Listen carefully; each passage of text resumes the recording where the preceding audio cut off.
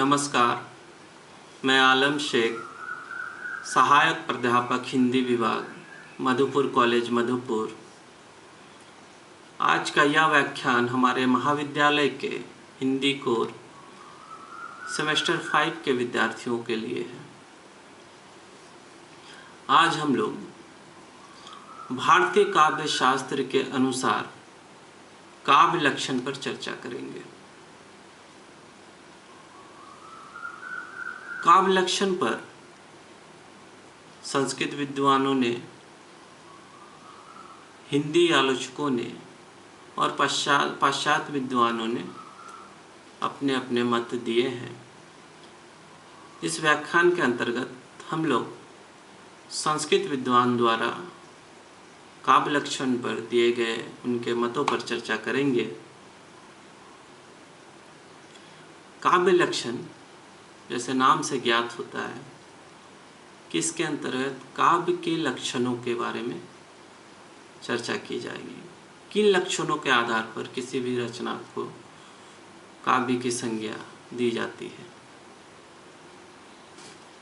संस्कृत काव्य की अविच्छिन्न परंपरा भामा से आरंभ होती है। वे अलंकार संप्रदाय के प्रवर्तक के रूप में स्मरण किए जाते हैं। उसके बाद भामा के बाद आचार्य वामन और रुद्रट का नाम आता है। भामा के साथ काव्य लक्षण लिखने की परंपरा भी आरंभ हो जाती है। आचार्य दंडी ने भी काव्य लक्षण लिखने की बात कही है। दंडी कहते हैं, यथा सामर्थ्य भस्माभिय क्रियते काव्य लक्षणम। जिन प्रमुख आचार्यों ने काव्य लक्षण निर्धारित किए गए उनमें से कुछ इस प्रकार हैं।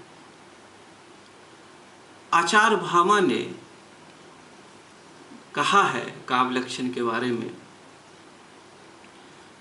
वे कहते हैं शब्दार्थो सहितो काव्यम, अर्थात शब्द और अर्थ का सहित स्वरूप ही काव्य है। उन्होंने सर्वप्रथम अपने ग्रंथ काव्यालंकार में अलंकार को काव्य की आत्मा बताया है। उनके अनुसार यदि हम शब्द और अर्थ के मेल को ही काव्य मान ले तो इस परिधि में शास्त्र, इतिहास, भूगोल आदि भी आ सकते हैं। डॉक्टर गणपति चंद्रगुप्त के अनुसार जहाँ भी सार्थक भाषा का प्रयोग होता है वह शब्द और अर्थ दोनों का ही मेल या साहचर्य देखा जा सकता है। अतः इस परिभाषा के आधार पर, भामा के परिभाषा के आधार पर काव्य और अकाव्य का कोई निर्णय नहीं हो सकता। आचार्य मम्मट का समय 12वीं शताब्दी है। वे रस सिद्धांत के अनुयायी हैं।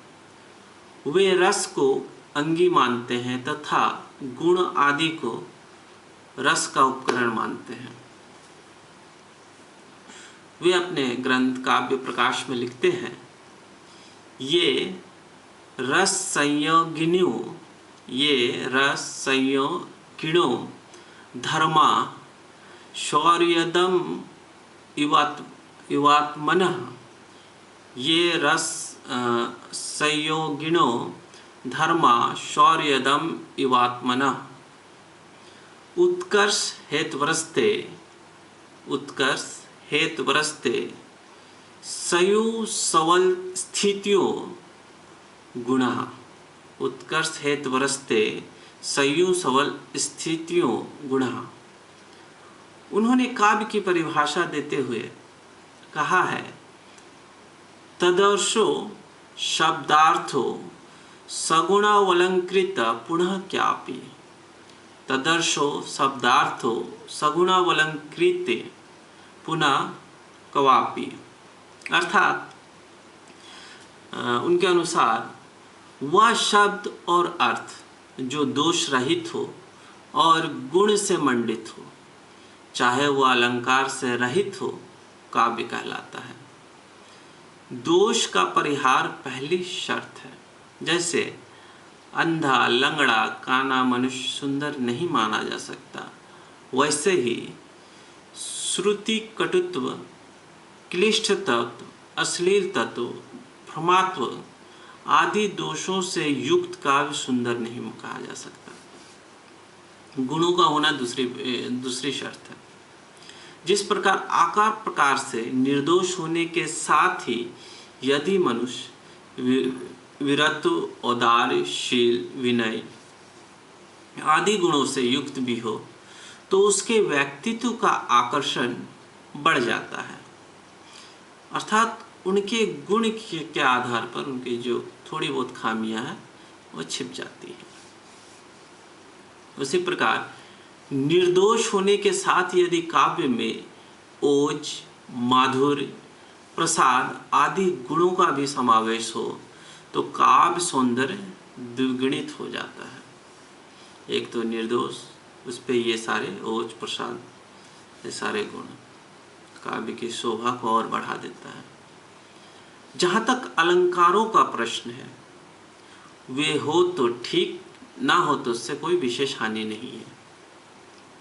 जिस प्रकार रूप लावण्य युक्त युवती अलंकृत भी हो तो क्या कहना, अगर कोई सुंदर लड़की हो तो अगर वो मेकअप में हो तो पूरे गहने जेवर के साथ हो तो अच्छी दिखती है, अगर उसके बिना भी हो तो भी वो अच्छी दिखती है। उसके सौंदर्य तो सभी प्रकार से श्लाघ्य है, किंतु यदि वह आभूषणों से सज्जित नहीं भी हो तो उसके सहज सौंदर्य का आकर्षण कम नहीं होता। यह स्थिति काव्य की है। यदि वह निर्दोष तथा गुण अलंकार युक्त हो तो क्या कहना, किंतु यदि उसमें उपमा, रूपक, उत्प्रेक्षा आदि का विधान ना हो तो उसका सहज सौंदर्य उसकी रमणीयता में कमी नहीं आने देता, जो उसकी सुंदरता ही उसे और विशेष गुणों से युक्त कर देता है।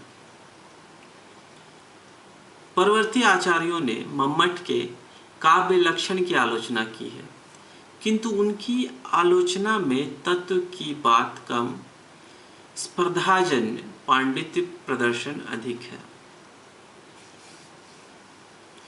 और एक आचार्य विश्वनाथ ने लिखा है, वाक्य रसात्मक काव्यम, वाक्य रसात्मक काव्यम, अर्थात रसपूर्ण वाक्य ही काव्य है। उन्होंने शब्द और अर्थ के स्वभाव के स्थान पर वाक्य पद का प्रयोग किया है और सगुणों के स्थान पर रसात्मक का विश्लेषण किया है। उनके अनुसार काव्य तभी होगा जब वह रसात्मक होगा। रस ही काव्य की आत्मा है। रस के अंतर्गत भावाभास, रसभास आदि सभी का समावेश मान्य है। कविराज विश्वनाथ ने मम्मट के काव्य लक्षण की आलोचना अवश्य की है, किंतु विद्वानों की दृष्टि में उनके लक्षण में आचार्य मम्मट का लक्षण समाहित है। इस संबंध में साहित्य दर्पण के टीकाकार डॉक्टर सत्यव्रत सिंह का कथन ध्यान देने योग्य है। रसात्मक होने के लिए रस, रूप, अलंकार, वाक्य को केवल सांकाक्ष, योग और संश्लिष्ट पदों का कदम होना अपेक्षित नहीं, अपितु अदोष, सगुण और अलंकृत होना अपेक्षित है। निष्कर्ष यह निकलता है कि वाक्य रसात्मक काव्य की परिभाषा से तदर्शो शब्दार्थो सगुणवलंकृत पुनः क्वापि का काव्य लक्षण ध्वनित होता है, जिसमें कवि की कृति के रूप में काव्य का रहस्य निर्दिष्ट है। आचार्य जगन्नाथ ने भी काव्य की परिभाषा लगभग इसी प्रकार दी है। उन्होंने कहा है कि रमणीयार्थ प्रतिपादक शब्द काव्यम, रमणीयार्थ प्रतिपादक शब्द काव्यम, अर्थात रमणीय अर्थ प्रतिपादित शब्द ही काव्य होता है। तुलनात्मक दृष्टि से देखें तो रसात्मक काव्यम और रमणीयार्थ प्रतिपादिकं शब्द एक ही अर्थ के सूचक हैं। आगे चलकर पंडित राज जगन्नाथ की भी आलोचना हुई। उनकी आलोचना इस बात को लेकर की गई कि अर्थ की रमणीयता को काव्य मानते हुए भी अर्थ को शब्द का अनुयायी मानकर अपने लक्षण में शब्द काव्यम पर अधिक बल दिया है। वस्तुतः शब्द और अर्थ का संबंध शक्ति और शक्तिमान के साथ नित्य है। काव्य में दोनों का समान महत्व मान्य है। वस्तुतः पंडित राज अद्वैतवादी थे, इसलिए शब्द ब्रह्म पर बल देना उनके लिए उचित ही था। तात्विक दृष्टि से देखा जाए तो जितनी भी परिभाषाएं की चर्चा की गई है उनमें कोई मौलिक अंतर नहीं है। भामा ने अलंकार की महत्ता की दृष्टि से अपनी बात कही, परंतु शब्द और अर्थ में साधन साध्य द्वारा ध्वनित अर्थ की ओर संकेत कर दिया। शेष तीनों अर्थात आचार्य मम्मट, आचार्य विश्वनाथ, आचार्य जगन्नाथ तो विधिवत रस संप्रदाय के अनुयायी रसवादी आचार्य हैं। संस्कृत के अन्य आचार्यों ने भी काव्य के स्वरूप पर विचार किया है। विशेष रूप से आनंदवर्धन और कुंतक दो ऐसे आचार्य हैं जिनकी उपेक्षा नहीं की जा सकती है। इनके चिंतन का सार तत्व आचार्य मम्मट के विवेचन में समाविष्ट हो गया। मतलब मम्मट की ही परिभाषा से, उनके चिंता से इन लोगों की परिभाषा मिलती जुलती रही। तो यह रहा भारतीय काव्य शास्त्र अर्थात संस्कृत आचार्यों के आधार पर काव्य लक्षण। आज के लिए इतना ही। धन्यवाद।